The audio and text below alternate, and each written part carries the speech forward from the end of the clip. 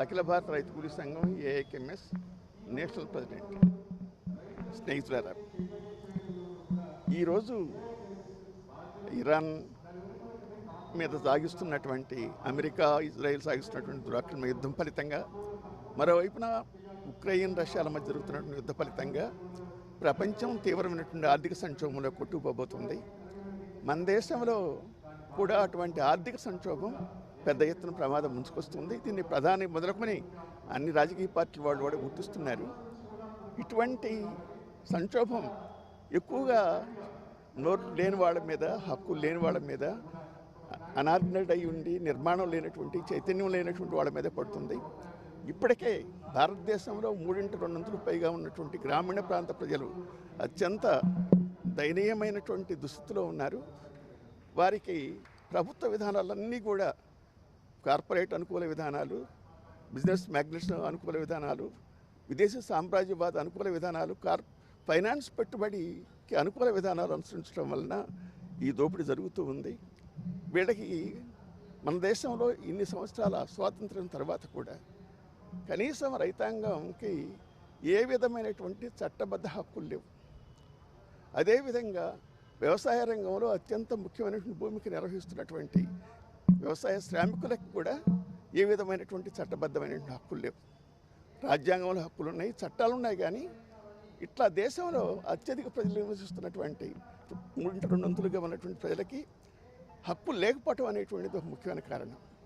ఈ దోపిడీకి ప్రభుత్వం ఒత్తాసు పలుకుతుంది. వ్యవసాయం గిట్టుబాటు లేని విధంగా ప్రభుత్వ విధానాలు ఉంటున్నాయి. అంటే రైతు కొనేటువంటి అన్ని ఉత్పాదక సరుకుల ధరలు, విత్తనాల దగ్గర నుంచి, ఎరువుల దగ్గర నుంచి, పురుగుల దగ్గర నుంచి అన్నిటి ధరలు పెరుగుతున్నాయి. మరోవైపు పండించినటువంటి పంటల ధరలు మాత్రం ధరలకు అనుగుణంగా పెరగటం లేదు. పైగా ప్రభుత్వం నేను పెద్ద ఎత్తున సబ్సిడీలు ఇస్తున్నామని ఒకటి మించి ఒకళ్ళు ప్రభుత్వాలు ప్రచారం చేసుకుంటున్నాయి. మన దేశంలో రైతాంగానికి, వ్యవసాయ రంగానికి సబ్సిడీ ఇవ్వటం లేదు. 2000 సంవత్సరం నుంచి 2026 సంవత్సరం వరకు OECD అనేటువంటి అంతర్జాతీయ సంస్థ, ప్రపంచ పెట్టుబడిదారు దేశాల సంస్థది, organisation of economic cooperation and development అనే సంస్థ ప్రతి సంవత్సరం కూడా ప్రపంచంలో ఉన్నటువంటి వ్యవసాయ రంగ విధానాలను సమీక్షించి ఒక నివేదిక విడుదల చేస్తుంది.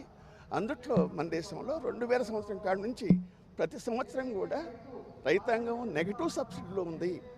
ఆ విధంగా 2022 వచ్చేటప్పటికి 20% నెగిటివ్ సబ్సిడీకి పెరిగింది. ఒక్క సంవత్సరమే 14 లక్షల కోట్ల రూపాయలు ఈ నెగిటివ్ సబ్సిడీ వల్ల రైతాంగం నష్టపోయింది. అంటే ఈ నష్టపోయి ఎవరు లాభం కలుగుతుందంటే భారతదేశంలో ఉన్న కార్పొరేట్లకి, విదేశీ బోర్డు సంస్థలకి వాళ్ళకి లాభం కలుగుతుంది. మన దేశంలో ఉన్నటువంటి బిజినెస్ కమ్యూనిటీ లాభపడుతుంది. వీళ్ళకి అప్పుల పాలై మొత్తం గిట్టుబాటు ధర లేక, అది కొనేటువంటి దిక్కు లేక చివరికి ఆత్మహత్య శరణ్యం అవుతున్నాయి. ఈ సంక్షోభం రానున్నటువంటి ప్రమాదకర సంక్షోభంలో మరింత తీవ్రంగా పోతుంది. ఇది ఈ పేద ప్రజల మీద వాళ్ళు నిరతాన్ని ప్రయత్నం చేస్తున్నారు. దీనికి వ్యతిరేకంగా ఒక ఐక్య ఉద్యమాలు తప్ప అన్ని రైతు సంఘాలు ఐక్య ఉద్యమించాలి. గతంలో 3 కార్పొరేట్ చట్టాలు తీసుకొచ్చినటువంటి సందర్భంలో మా ఏఐకెంఎస్, దానికి అనుబంధంగా ఉన్నటువంటి పంజాబ్ యూనియన్లు రైతు సంఘాలు ముఖ్యమైన భూమిక నిర్వహించాయి. అందులో కీర్తి కిసాన్ యూనియన్, మాకు అనుబంధంగా ఉన్నటువంటి కీర్తి కిసాన్ యూనియన్ ముఖ్యమైన పాత్ర నిర్వహించింది. ప్రభుత్వం మెడలు వంచి 3 చట్టాలను కూడా సవరించేంత కూడా ఉద్యమం కొనసాగింది. అలాంటి ఉద్యమాలు నిర్మించాలని మా ఏఐకెంఎస్ భావిస్తుంది. ఆ లక్ష్యంగా ఈనాడు సెప్టెంబర్ 28, 29, 30 తారీఖుల్లో ఖమ్మం పట్టణంలో 4వ జాతీయ మహాసభ జరగబోతుంది. ఈ మహాసభను విజయవంతం చేయడం కోసం ప్రజాస్వామికవాదులు రైతాంగ ఉద్యమాన్ని, గ్రామీణ ప్రజల సంక్షేమాన్ని కాంక్షించేటువంటి అభిమానులతోటి ఆహ్వాన సంఘాన్ని కూడా ఏర్పాటు చేయడానికి ఈ సమావేశం జరుగుతోంది. తప్పనిసరిగా భవిష్యత్తులో వాళ్ళ ప్రభుత్వం ఎన్ని కబుర్లు చెప్పిన మోడీ వాళ్ళ అత్యంత బలవంతుడిగా ఉండొచ్చు. అనేక తప్పుడు కుట్రలు, కుతంత్రాలు, ప్రభుత్వ యంత్రాంగాన్ని దుర్వినియోగం చేస్తూ, మతం పేరిట ప్రజలను చేలదీస్తూ వాడి ఎన్నికల్లో తన ప్రభావాన్ని మెరుగుపరుచుకోవచ్చు. అయినప్పటికీ కూడా ప్రజలు గుర్తిస్తున్నారు. తప్పనిసరిగా రైతాంగ ఉద్యమం ఏ విధంగా అయితే ఐక్యంగా పోరాడి విజయం సాధించిందో అదే విధమైనటువంటి స్పిరిట్ తోటి అన్ని రంగాల్లో ఉన్నటువంటి ప్రజలు కూడా పోరాటాలు చేయాలి.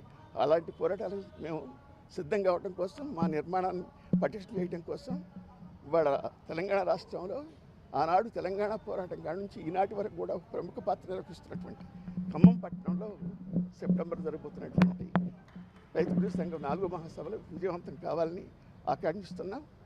అందుకు పాత్రికేయులు పత్రికలు అందరూ కూడా సహకరించాలని విజ్ఞప్తి చేస్తాం. థ్యాంక్స్ అండి.